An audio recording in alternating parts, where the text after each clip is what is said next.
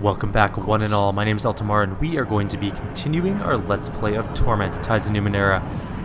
Where we left off last time, we are closing in on the end of the game. We're in the calm. There are several fathoms that we're going to try and enter before we enter the path to the resonance. Let's go take a look at some of them. I'm not saying that there's going to be things in all of them. I actually have no idea. But I want to check them all before the end. So this one is still empty. Unfortunately, that is sadly where that one is. I'm guessing this other one over here is going to be empty as well. I'm probably not even going to bother with it. We'll check really quickly. Can't hurt, I guess. I think it's going to be those 3 new ones that opened up on the other side of this area. But I just want to take a quick peek. Ghostly woman's here. Yep. So nothing new in this area. So we'll head down to the other side. And we'll also check the Sorrow area as well one more time. On it. But there are 3 here that weren't here before. There's the Crefton Fathom, Village Fathom, and Oasis Fathom. Something's happening here. I found you. Where have I found you? Who are you? Rin! The woman strides towards you, all confidence and grace. She has none of the fear and awkwardness you remember, and yet her eyes are still Rin's. The fear is gone, but the bright spark of innocence and joy is still there, brighter even. She squeezes your shoulder with a firm hand. Damn, you haven't changed at all. You're exactly like I remember you.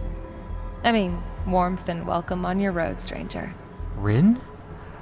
When she laughs, it's like a song, and the sun bursting up from behind the clouds. Yes, yes, it's me. She cocks her head in the unique way Rin used to, looking at your pack. You're still carrying Teria, aren't you? Your expression seems to amuse her. She laughs and says, "That god of finding I gave you, remember? God's about. I can't believe he was strong enough. I was just a kid when I made him, and it doesn't look like you've aged much at all. But where in my mind, your god helped you find me here?" She nods with pride. He's a more powerful god than either of us knew. I can't take credit, though. I hardly knew what I was doing, she smiles. I just knew I wanted to see you again. Teria is what came of it. It's really good to see you again, Rin. She smiles, warm and bright as the sun. It's good to see you too, old friend. I think about you all the time. I came because Teria called me back. He's under the impression that you need my help. She looks around at the twisting expanse of the labyrinth. I'd say he might be right. Where are we, anyway? In my mind, the Sorrow attacked again after you left. That sounds terrible. No wonder Teria called to me. Well, I'm here to help if you need me. Yeah, I do. We can get rid of stupid Tiber. She grins wide. Of course, old friend. Come on. Go. Rin? Seriously? She's a really nice bow. Rin's arbalist. She's carrying some pretty decent armor. She's still got all. I like that. And she's got a dull shin. Let's take a look at her now. She has really good ranged weapons. She is damn good at everything. She's a tier 4 full level character.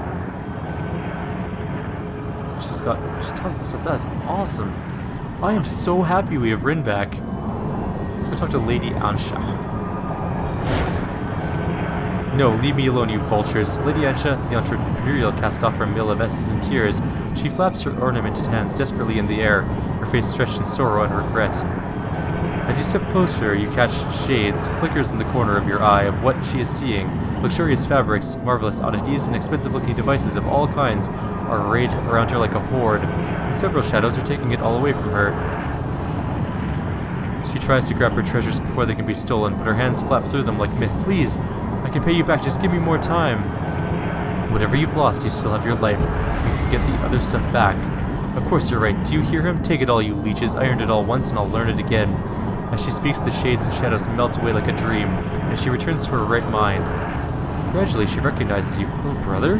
What a nightmare. My business has gone bankrupt. Everything was being taken from me. She shakes her head.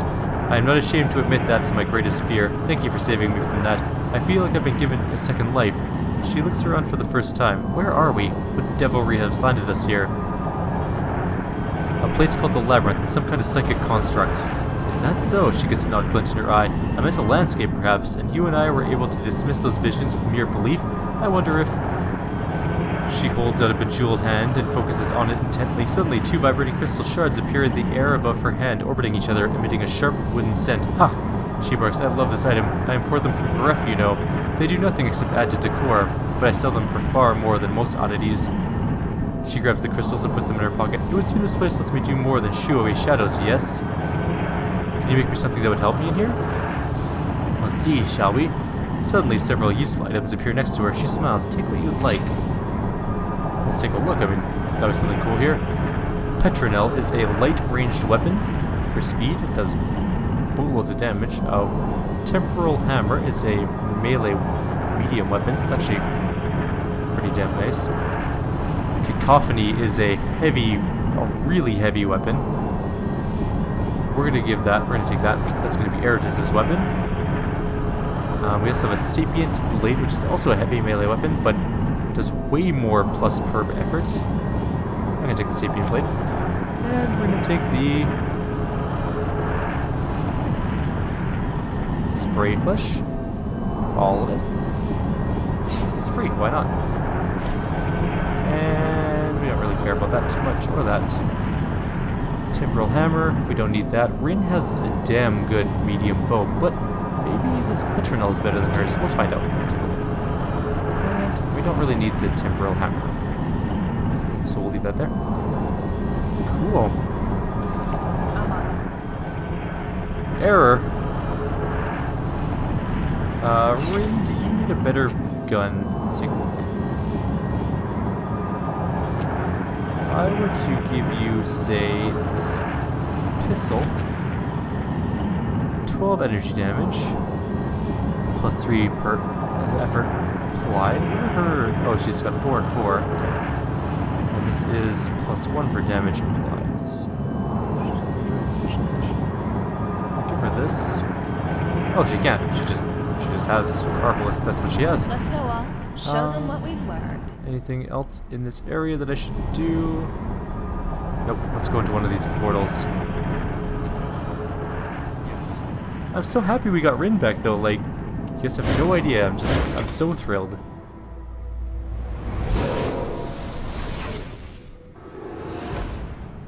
Whoa. Anything. That is sort of awesome. We're swimming. Except for Rin, who's apparently just walking. There's a I'm ready. Gibra and someone named Efimpi here. This short, spare, lean-faced Gibra is so wrapped up in his work he doesn't notice you approach. His multicolored scales look like they were patched together from an avalanche of shreds and scraps. He squeezes a strangely ticking device in his left hand, regularly checking the readings from this instrument. His expression changes with every glance, twisting from amusement to horror to disgust. Rhizomes are the answer, not trees, he mutters. We should never have believed in trees, roots, and radicals. They've made us suffer too much. He looks up at you in sudden surprise. You're not a lacuna. Then we are linked, you and I, by life and memory and torment. Tell me, brother, what was the nature of your illusion? He watches the device in his hand as he awaits your answer. Who are you? He looks up from the device and blinks. Who are any of us? I am but a part of all that we have met. I am a part of you that can hear what you are saying. Looking down, he gives the device 2 sharp taps. Efimpi, he adds. What illusion do you mean? We suffer more in our imagination than in reality. All of our brothers and sisters have been drawn to this place to keep us here while we await our destiny. The labyrinth constructs illusions from our fears, nightmares from our own self-inflicted torment. It takes the serenity of knowing oneself to free oneself. A shadow passes over his face. I was confronted by a scarred man from my past. Were I not certain that I had already truly forgiven him, I would not be speaking to you now. Can we free others from their illusions? All that consists is real, and the plane of consistency is the abolition of all metaphor. Some can free themselves, as I have. Some merely need to be told that what they fear is unreal. The rest... He squeezes the ticking device again. It ticks faster and he scowls. The rest are more difficult. I suspect that if one steps into the metaphor with them, takes their hand and leads them out, they can be freed, but you must understand the nature of their regret. I have been unsuccessful in that so far. Are you the reflection of someone I've met? Haven't you been listening? I am no reflection, no lacuna, no construct of your imagination. I am just like you, all cast off, merged by the labyrinth, waiting a destination. What's that device? Perhaps it also is an illusion, he frowns. I seek to understand the nature of our shadows. Speaking with the others has been fruitless, so I observe, I measure, I hope. It is the latter that will be my downfall, I'm certain. What's a lacuna? Figments, constructions fabricated from our collective consciousness. Take Loyan there. For instance, he points at a thin, blue Gibra nearby. He is neither a cast-off nor a reflection. There may have once been an actual Gibra merchant named Loyan, I don't know, or perhaps he's an archetypal conglomerate. Regardless, he's a dream created by the labyrinth. He doesn't even realize where or what he is. Interesting. Alright, let's go. Anything. Let's go look around some more. Let's go down and see if we can talk to Loyan. Oh, now everyone's swimming. Now Rin has decided to also swim. All right. Loyan, you're a merchant, right? What's merchanting? His wiry Gibra gives you a nod as you approach. His lips are crooked into a friendly smile. Although his relaxed posture suggests that measure of comfort with his surroundings, his hand is wrapped tightly, almost nervously, around a tattered leather-bound notebook. Inexplicably, the book seems unaffected by the water. Loyan Stoyles, he says, with another nod, census-taker and demographer. Plenipotentiary by appointment of the Gyash. He opens his book, leaning it back so its contents remain hidden, and pulls out a quill pen. Might you spare a few moments? Sure, go for it. Loyan nods excitedly, touches the quill to the page, and opens his mouth. Well, he gives an awkward laugh. I suppose I should. He blinks and shakes his head. With renewed enthusiasm, he begins again. Yes, I'm sure the first thing to ask would be... He coughs and closes the books. Strange. Well, maybe you have questions for me. Can I see that book? You may not, he answers, out of the question. Absolutely forbidden. He peeks inside of it, then snaps it shut again. As you can imagine, it's replete with sensitive personal information. The Gash vouchsafes the privacy of its citizens, and naturally, as the Gash's agent, I must do the same. I think there might be something important in the book. Please just let me take a glance. Oops, I went too far. Oh, alright, he mutters. But I need you to give it back to me right as soon as you're done. He hands you the book. Far from being full of personal information, it is overwhelmingly empty. There are only 5 pages that aren't blank. Each page is a solid color: indigo, blue, gold, silver, and red. In the center of each is their familiar tattoo, like a deletion, an absence of color. Still, something about them draws your attention. Let's examine the gold page. Lying prone on the dune, the pale grey cloak and cowl blending in with the drit, you are surely invisible to the distant caravanners. They can no more see you than they can detect the iron wind howling their way. They are ignorant of the line being drawn across their lives, as ignorant of the calm before as they are of the coming storm. Later, this moment will matter, not just for them, for the wind can know no master, but what sows can be reaped, its fruits fermented into toxins. Your brothers and sisters are hard to kill. Faith is hard to kill. Too many of them still revel in the bodies your father gave them, groveling for the half-chewed meat he's tossed away. When the flesh fails, faith will follow. No one loves a father who can't protect them. The drift begins to stir, the wind is coming, and with it change. You give those who lie in its way no warning. These are cast-off memories. There's some familiarity to them, but that's nothing new in this place. Indigo. Smells, brackish water fouled with schist, burning hair, garbage rotting beneath the sun. It's you they're burning. Your feet are wet, but they're burning too. Differently. They're flayed and the filthy salt water sets your nerves aflame. Why? Why are they doing this? Through the smoke, through the pain, you see a ruined land, poison-stripped, murdered. The natives want you to look at a stone tablet. They gibber about a contract graven in the rock generations ago. A trade, a promise. It wasn't you who made it. You swear it. You swore it before, as the folk first pleaded, and then howled about the living sphere they grew for you. How they sapped the land's health and drove the earth below the sea to quicken the sphere. Madness, pain and madness, your entire life. Pain and madness and fire. A few hours and nothing else, and then it will all end. It wasn't me. I wasn't even here. Death without reason, punishment without crime, a legacy of ash washed away in a rising tide. Blue page. There is a time to question and a time to obey. As a soldier, you know the difference. As a friend, even. Does she really mean to put her trust in this pedant? His study is adorned with trophies and accolades. A particularly large one commends its recipient for solving a complex fraud permeating the entire operation of the caravanserai. Vanity, the very organization of this room, not a clutter but a catalogue. It is a shrine to self-love. As an officer, you disappear behind your ribbons, you obliterate yourself. This puzzle breaker has done exactly the opposite. Obedience. The order is given. Your job is to secure the services of a brilliant mind for whom no conundrum has proven insoluble. To ask, to wonder, to ponder. Those are tasks for another. Let the endless battle end. Let the dying stop. If I do this, pages again are the same. Silver page. Across from you is a fellow cast-off, a fellow officer, a fellow gambler, Eyes inscrutable, cards impossible to guess. The other players are broke, their company's bonuses and leave, and even material pissed away at the table. Tomorrow, some will die for want of shield ciphers, others will live because a captain drew the trump card. Chance, but iterate chance enough, and probabilities become inevitable, and the battle never ends. It's leave you're playing for you and your soldiers. Nearly every company is being sent to Ensau to deal with the Kalkadon's assault, but one lucky band will have a milk run and a good debauching. Not yours, though. The cards in your hand are low. You know your bluff will be called. Tomorrow your grunts will be in the thick of it, and this lack-nipper will be playing nursemaid to an Aeon priest. Luck. Dumb luck, grinding it beneath pride and striving. And the red page. You're singing. You were born singing. It shifts your senses away from the smells. It shifts your mind away from the shame. You like the doing of it, the escape of being trapped from your own thoughts. You've seen others he's made, cast-offs, strong and fast and beautiful, human, even a Gibra once, swift swimmer, smelling of burning copper. To yourself in the dark you sing of them, and their lives beneath the ghetto's bounds. You could leave, couldn't you? Any action, any change would surely be better, but perhaps not. Every song has its place, the space that holds its sound best, where echoes and reverberations harmonize. This is your place. He locked you here for better for worse, and you are your own shackles, so you sing.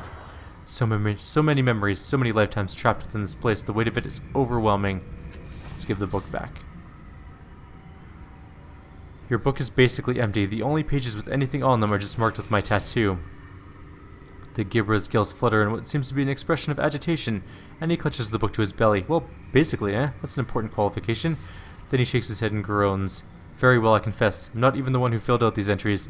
I think they've been here the whole time, he groans again. The chief demographer will have my scales, I fear, but truth be told, there doesn't seem to be anyone to interview. Odd, isn't it? If Impy says you're not real, just a figment of collective imagination. The Gibber shrugs. As you can imagine, we census takers require all manner of imprecations. I suppose this imaginary jab relates to the chief demographer's decision to transition us to statistical sampling methods. He waves a webbed hand, creating a slight eddy in the water. I assure you, every person counts, even me, he adds with a wry smile. It's really good to use a really good idea to use a leather book underwater. He glances first at the tome, whose marbled cover shows no sign of wear or tear, and then at the quill pen between his fingertips. After a moment he shrugs. I suppose it could be a Numenera of some sort, or perhaps the leather is tanned from some sort of hydrophobic hide.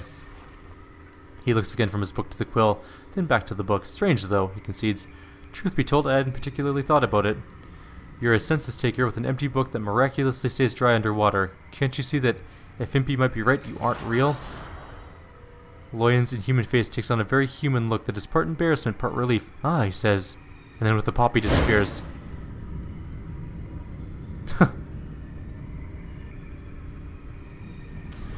Good idea. Well then. We made some dude disappear. I don't know how I feel about that yet. Of course. Let's go see if there's anyone else around with named. That's named. Gibras on their own are not going to be show them what we've learned. anything to do. This is a big area, actually. Some sort of underwater cafe. The water is warmer there. Of course. Pleasantly so. It's nice. Mazov is here. Hello, Mazov. Time for you to wake up. Mazov slaps his hands at the water in front of him, as if he were banging his hands against a wall. Let me out, you monsters. It wasn't my idea. I didn't even want the damn talisman. As far as you can tell, there's nothing physically restraining him. You can reach right through the wall he's banging on. See if I can touch him. You put your hand right through the wall and place it on his shoulder. He doesn't seem to notice at all. I'm going to pull him out of his cage. With both hands, you grab him and pull him forward. When he reaches his imaginary wall, however, he meets some sort of resistance. His face smashes against a force that you can't see or feel. Leave me alone, he shouts, his mouth contorted, squishing against nothing. Haven't you gibbers done enough? You let him go, and he floats back away from you. What's wrong, man?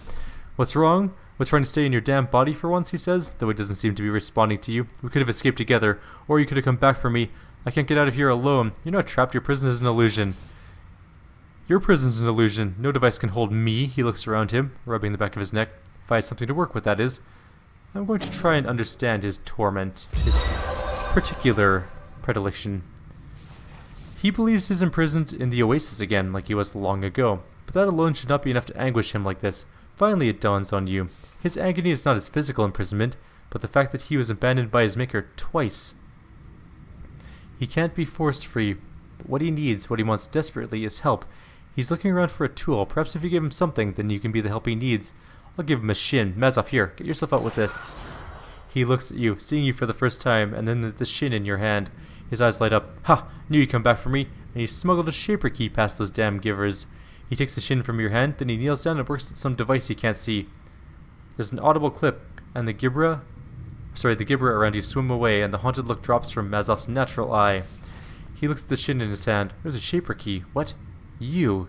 He narrows his eyes at you, then looks all around him, his Numenera eye flipping more quickly than you've ever seen it. We're not in the Oasis, of course. How could I be so stupid? How else could the Resonance Chamber have worked? We're in my mind. The labyrinth is a kind of mental construct. Your mind? Ha, it's a lot more than that. This is a psychic substrate, a kind of mental dimension that connects each of us to each other. The changing God and every last one of his children. Even with all my knowledge and abilities, there were things about the Resonance Chamber that were a mystery to me. This answers a lot of them. This is the thing that links us all, the plane of our minds. He looks at you again, eyes suddenly wide and frightened. He's here too, isn't he? He would have to be, if he were alive when the machine was activated. He grips you tightly by the shoulders. You have to stop him. He'll be after the core of this place so we can finish the job, so we can snuff all of us out and save his own damn self. I need your help. Come with me. Yeah, he looks like he's sealing his resolve. Yeah, I will. Let's... He looks down at his feet suddenly. They're fading away. What the hell? It spreads up to his knees, then his legs. He's slowly disappearing. Damn it, quick, take this. He shoves the device into your hand. Find him, stop him. You have to. Soon the rest of his body fades, and then Mazov is gone. Oddly, you can still feel his voice in your mind. He might be somewhere in the labyrinth, but you have no idea where. We have a cipher 6 now. But what is this? Surrounded by a wreath of fire that deals energy damage. Rin, I'm going to give you something to carry. Some sort of cipher. Here. Now. So we got Mazov done. There's a thing here. I don't know what it is. It looks sort of like an obelisk. An obelisk thrusts from the platform like a horn or a claw or a tongue. Its party-colored surface has a shimmer to it and a slick texture, not quite mineral, but not quite organic either. The garish appearance belies something ancient, even wise, that seems to radiate from the obelisk, as if it were here at the beginning, or to close it, yet retained its useful energy. 4 runes are carved into it, symbols of a civilization that predated the truth. Let's examine the runes.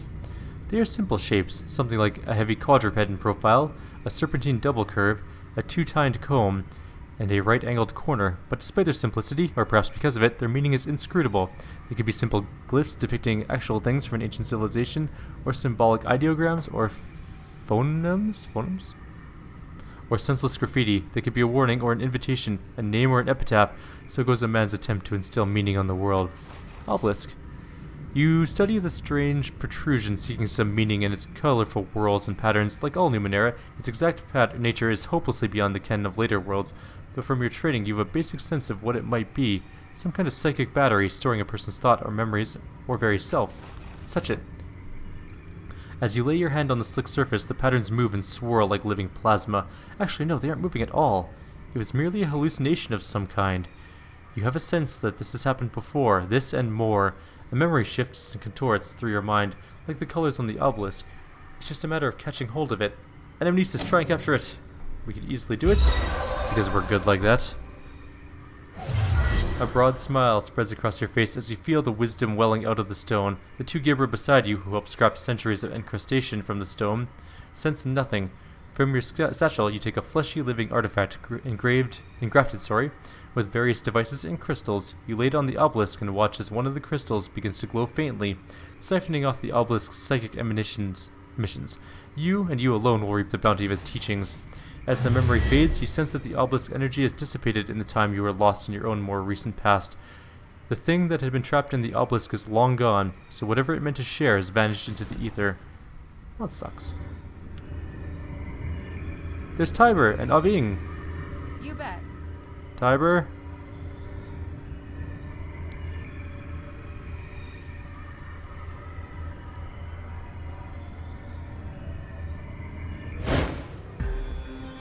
Crackling heat washes over you, and you instinctively shield your eyes.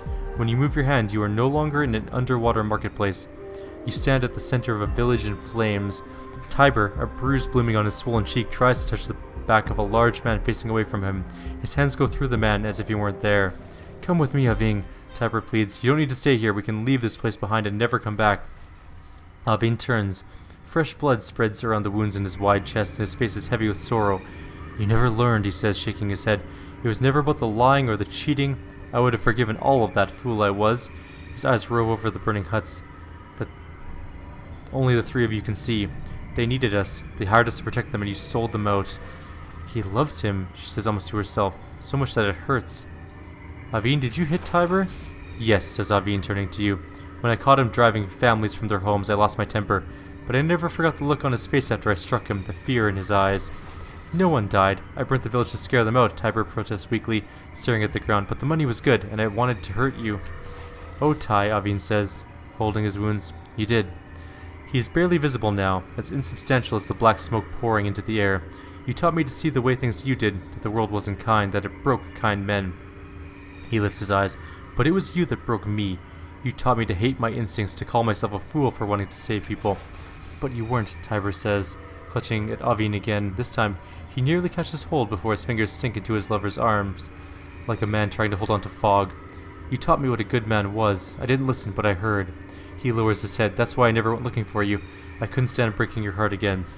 Avine reaches out and cups Tiber's face, holding it with hands growing solid. My heart was always stronger than you thought, he says softly. And he faces you, waiting. Can you stay for him, Avine? I'm not here now, he says gently. And no, I can't stay. With a sob, Tiber clutches at him, tangling his fingers in the larger man's clothes. Avine steps into Tiber's arms, smoke becoming flesh. Holds him, kisses the crown of his head. We were the same, Ty and me. We both wanted a kinder world, but he stopped believing, and I let him. Avine smiles at you. You didn't. You blink. It seems to last a very long time. You sense the words being spoken, words that are not meant for you to hear. You sense a kiss lasting lifetimes. When you open your eyes, Avine is gone, and you stand in the marketplace once more. Tiber rubs reddened eyes,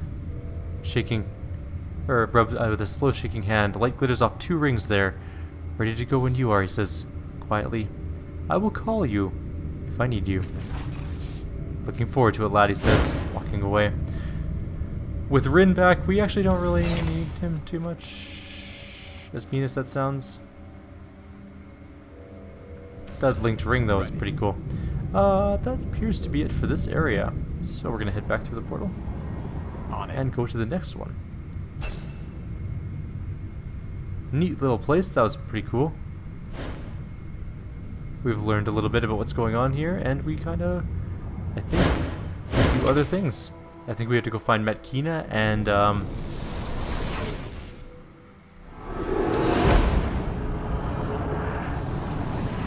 god, there it is. Had a moment there where I was like, what was the name of that place? You know, the important one. The one that does all our fighting for us, mostly? Yes. This is a very desert-like place. Metkina and Tash are here. It's a much smaller zone than the water one.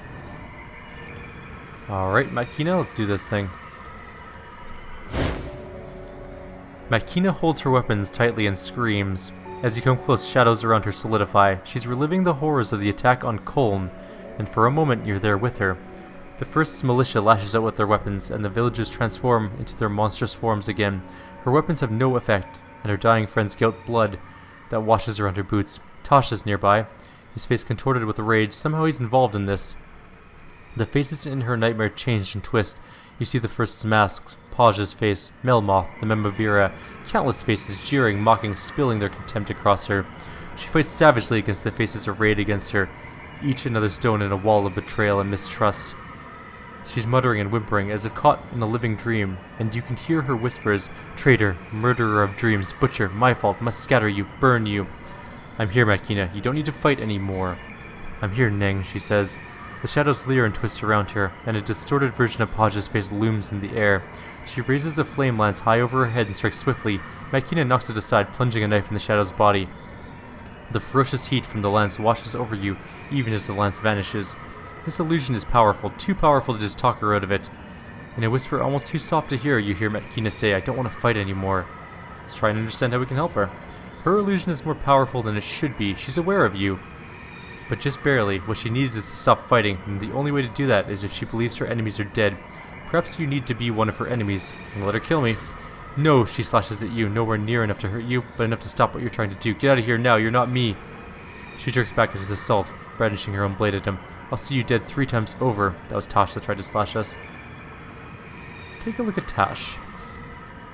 The flickering shapes and ambient shadows that bedevil Tash are almost invisible, but as you near they take form. You see Makina struggling against the forces of the 1st Militia in Colm, and Tash is lunging at her, snarling as he tries to undo the changes you wrought in his history. He struggles to lash out at Makina to betray her, to wipe her mind, but his powers fail him. I will make you suffer, Tash. He struggles against your words without hearing them, but they fall like a lash in his mind, and his repeated protestations are no shield against your hate. His body begins to shiver and spark, and then a ball of light appears within his torso. It's not a gentle orb, but a flaming star, a son of hatred and wrath. He lifts his head, or hand, and looks up at you, pain and confusion war within his face. With the smallest part of regret, the light spills from his eyes like an incandescent blood. The light pulses once and pulls Tash inward. He is gone, consumed in a sudden, silent contraction. The orb hovers for a moment before sinking into the labyrinth.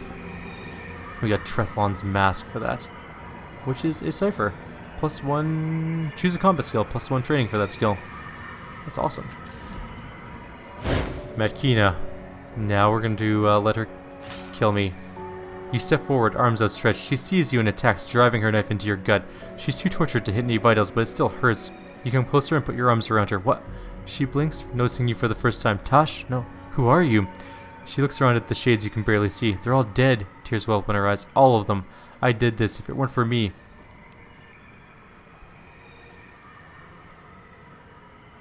These deaths shape you, Makina, but you decide how. Dwell on them, or let them make you stronger. Her eyes are still unfocused. She inhales deeply and blows out hard. Stronger than. These shades are nothing but fear. She is not looking at you. She's not talking to you, but then her head snaps back and she sees you for the first time. What are you doing here? She steps out of your arms and quickly sheaths her weapon. By the Black 3, that's embarrassing. I suppose I owe you gratitude for getting me out of that. You're my friend, Makina. You don't owe me anything. Her eyes widen for the briefest moment. I'll hold you to that, shall I? Forget all about that post of shins I lifted off of you earlier. She laughs. Alright. Got a plan in mind? Come join me. Between that and rot down here, not much of a choice. She claps you on the shoulder. I am with you. Now, we have this. We're just going to use it. I'm going to use melee weapons. Because we use melee weapons. Now you can see that we should have a +1 melee weapon skill. Or we don't. It vanished. Oh no, wait, hang on. There we go. Combat skills +1 melee weapons. Hopefully we'll be able to get another melee weapon skill. We have tons of experience, but we can't level up anymore. We are officially done leveling up. That being said, Makina is not. This is her last level. She gets Assassin. While hidden, attacking a blinded enemy automatically kills the target if it's below 40% life. Wicked. Press advantage is +30 critical success against targets that have nettles. That's actually awesome. We're going to grab that. And Deception, Running, or Endurance. Let's go with Running. Yeah. Okay. She can move faster. All right. Let's take a look around. There could be more in this area that we need to see. There might not be, of course, but you never know. That's what I'm here for. There's a statue of some sort. You look up. The stone figure looks down, holding a circular symbol in its hands. Hair, or perhaps tendrils, curl from the edges of the hood that covers most of the statue's angular face. Abstract patterns race along the folds and wrinkles of the figure's robes. Let's examine the statue first. It is not immediately apparent who the statue portrayed. Perhaps this was a major figure in another cast-off's life and found its way here somehow. You may never know. The symbol is a collection of shapes, a cross within a square, inside a circle. Touch the square. You lay your hand upon the square and a vision falls upon you, showing you a single figure kneeling at the peak of a jagged pile of bones. You cannot tell if it's a man or a woman, but the cast-off's tattoo is clearly visible. All you can hear are the whispered words, "Thank you, thank you, thank you." And the circle? The vision unfolds you in its arms, showing you a ghostly woman's face, the same ghostly woman you met in the calm of your mind. Anguish fades from her, and then the translucent light. Before long, her face is flesh once more. And the cross. A vision cracks open in your mind, showing you a billowing, towering creature screaming with 1,000 mouths. She is devouring herself. She is the Avenger, targeted for revenge, and she is dying. Let's grab the symbol. You lay both of your hands upon the symbol, pull, and a vision unfolds before your eyes. You tower over the world, crossing it with great invisible strides. Faces blur beneath you, a sea of them, but all of them have one thing in common, no cast-off tattoos. You and your siblings are nowhere to be seen. The image fades when you release the symbol firmly held in the statue's grip. Nonetheless, you can still feel the rough edges of it in your palms, if only for a second. This is the sorrow. All right. She is the sorrow. It's very clear. Look at the size of her statue. Look at what she's wearing. When we touched the symbol, Done. we saw an image of the sorrow screaming in 1,000 voices. That is very cool. But we're going to have to end the video here because we are at 35 minutes. We're going to continue on. The next video, it's going to be today. I want to get through this game today. So like always, if you have any suggestions or comments, please leave them below. Otherwise, I'll see you guys shortly.